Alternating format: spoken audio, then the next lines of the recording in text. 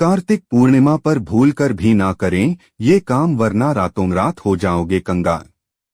कार्तिक मास के शुक्ल पक्ष में आने वाली पूर्णिमा को कार्तिक पूर्णिमा कहते हैं। मान्यता है कि कार्तिक पूर्णिमा पर शाम के समय भगवान विष्णु का मत्स्यावतार अवतरित हुआ था। इस दिन गंगा स्नान के बाद दीपदान का फल 10 यज्ञों के समान माना जाता है। पूर्णिमा के दिन चंद्रमा अपने पूरे आकार में होता है। हिंदू मान्यताओं के अनुसार पूर्णिमा के दिन दान, स्नान और सूर्य देव को अर्घ्य देने का बेहद खास महत्व भी बताया गया है। इस दिन सत्यनारायण की पूजा का विशेष महत्व बताया गया है। पौराणिक मान्यताओं के अनुसार इस दिन भगवान शिव ने राक्षस त्रिपुरासुर का संहार किया था, इसलिए इस तिथि को त्रिपुरा तिथि के नाम से भी जाना जाता है। लेकिन उससे पहले अगर आप भी चाहते हैं कि विष्णु भगवान का आशीर्वाद आप पर बना रहे तो इस वीडियो को एक लाइक करें और चैनल को सब्सक्राइब कर ले और कमेंट बॉक्स में जय श्री कृष्णा जरूर लिखें। आइए जानते कार्तिक पूर्णिमा कब है। कार्तिक मास की पूर्णिमा तिथि की शुरुआत 26 नवंबर को दोपहर 3:53 पर होगी और समापन 27 नवंबर को दिन में 2:45 पर होगा। उदया तिथि के अनुसार इस बार कार्तिक पूर्णिमा 27 नवंबर को ही मनाई जाएगी। कार्तिक पूर्णिमा 2023 शुभ योग। इस बार की कार्तिक पूर्णिमा बेहद खास मानी जा रही है, क्योंकि इस दिन शिव योग, सर्वार्थ सिद्धि योग और द्विपुष्कर योग का निर्माण होने जा रहा है। शिव योग 27 नवंबर को रात 1:37 से लेकर रात 11:39 तक। सर्वार्थ सिद्धि योग दोपहर 1:35 से लेकर 28 नवंबर को सुबह 6:54 तक। कार्तिक पूर्णिमा पूजा विधि।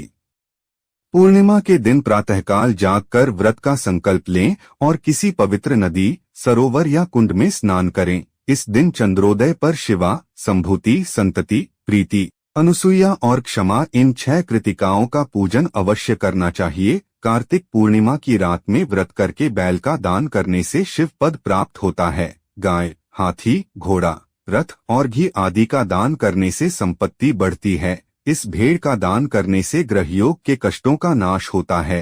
कार्तिक पूर्णिमा से प्रारंभ होकर प्रत्येक पूर्णिमा को रात्रि में व्रत और जागरण करने से सभी मनोरथ सिद्ध होते हैं। कार्तिक पूर्णिमा का व्रत रखने वाले व्रती को किसी जरूरतमंद को भोजन और हवन अवश्य कराना चाहिए। इस दिन यमुना जी पर कार्तिक स्नान का समापन करके राधा कृष्ण का पूजन और दीपदान करना चाहिए। कार्तिक पूर्णिमा उपाय। नंबर 1। कार्तिक पूर्णिमा के दिन आम के पत्तों से बनी माला बनाकर मुख्य द्वार पर लगाने से माता लक्ष्मी का वास घर में होता है। ऐसा करने से घर की आर्थिक स्थिति में सुधार होता है। नंबर 2। इस दिन भगवान विष्णु नदियों में वास करते हैं, जहां स्नान करने के बाद सभी पापों से मुक्ति मिलती है और महापुण्य की प्राप्ति होती है। साथ ही कार्तिक पूर्णिमा के दिन दान करना भी शुभ माना जाता है। कार्तिक पूर्णिमा व्रत कथा।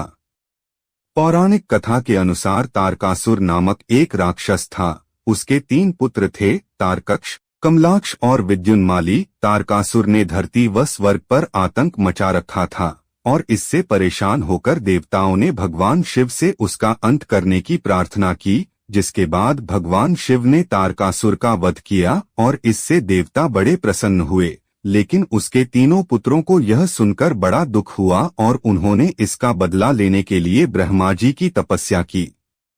उनकी तपस्या से प्रसन्न होकर ब्रह्मा जी ने तीनों से वरदान मांगने को कहा।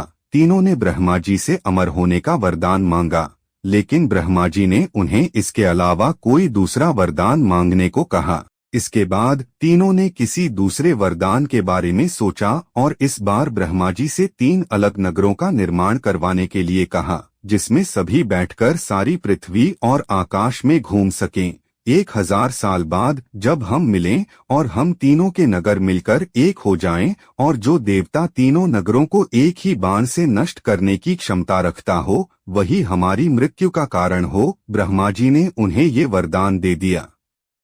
ब्रह्मा जी के कहने पर मैदानव ने उनके लिए 3 नगरों का निर्माण किया। तारकक्ष के लिए सोने का, कमला के लिए चांदी का और विद्युन्माली के लिए लोहे का नगर बनाया गया। तीनों ने मिलकर तीनों लोकों पर अपना अधिकार जमा लिया। इंद्र देवता इन तीनों राक्षसों से भयभीत हुए और भगवान शंकर की शरण में गए। इंद्र की बात सुन भगवान शिव ने इन दानवों का नाश करने के लिए एक दिव्य रथ का निर्माण किया। इस दिव्य रथ की हर एक चीज देवताओं से बनी। चंद्रमा और सूर्य से पहिए बने। इंद्र, वरुण, यम और कुबेर रथ के 4 घोड़े बने। हिमालय धनुष बने और शेषनाग प्रत्यंचा बने। भगवान शिव खुद बाण बने और बाण की नोक बने। अग्निदेव इस दिव्य रथ पर सवार हुए। खुद भगवान शिव भगवानों से बने इस रथ और तीनों भाइयों के बीच भयंकर युद्ध हुआ। जैसे ही ये तीनों रथ एक सीध में आए, भगवान शिव ने बाण छोड़ तीनों का नाश कर दिया। इसी वध के बाद भगवान शिव को त्रिपुरारी कहा जाने लगा।